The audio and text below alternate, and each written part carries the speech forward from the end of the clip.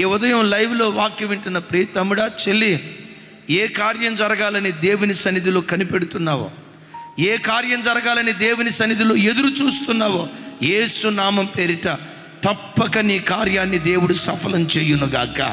నువ్వు ఎలాంటి సంక్లిష్ట పరిస్థితుల్లో వచ్చినా మనుషుల కొరకు కనిపెట్టుకో. ఎవరో వస్తారు, ఏదో చేస్తారు, మోసపోతారు.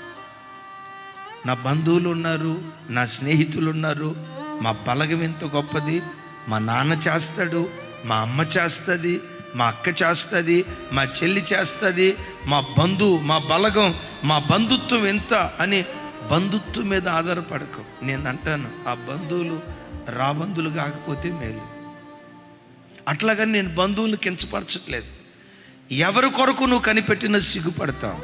ఈ దినం నుండి దేవా, నీ కొరకే నేను కనిపెడతా, నీ కొరకే నేను ఎదురు చూస్తా, నీ మీద తప్ప లోకంలో ఏ నరమాతృడి మీద నేను ఆధారపడనయ్యని, నీ కొరకే నేను కనిపెడతానయ్యని ఆయన కొరకు నువ్వు కనిపెడితే, ఆయన కొరకు కనిపెట్టుకున్న వారి విషయమై ఈ దేవుడు తప్పక కార్యాలు చేసే దేవుడు, తప్పక కార్యాలు చేసే దేవుడు.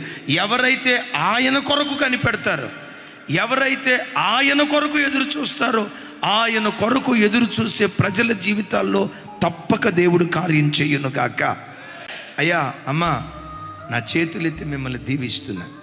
ఏ ప్రజల మధ్యలో మీరు బ్రతుకుతున్నారో మిమ్మలను, మీ పిల్లలను ఒక సూచనగా దేవుడు నిలవబెట్టునుగాక, ఒక మహత్కార్యంగా దేవుడు నిలవబెట్టునుగాక. మీ కుటుంబాన్ని చూసి ప్రజలు ఈ మాట అనాలి, కుటుంబం అంటే ఎట్లుండాలిరా, పిల్లలంటే ఎట్లుండాలిరా, సంఘంలో భార్యాభర్తలంటే అట్లా, అబ్బబ్బా ఎంత చక్కగా ఈ కుటుంబం కట్టబడిందో, మా కుటుంబం కూడా ఇలా కట్టబడితే ఎంత బాగుండో కదనని ఆశింపదగిన కుటుంబాలుగా నీ కుటుంబాలను దేవుడు నిలవబెట్టును గాక.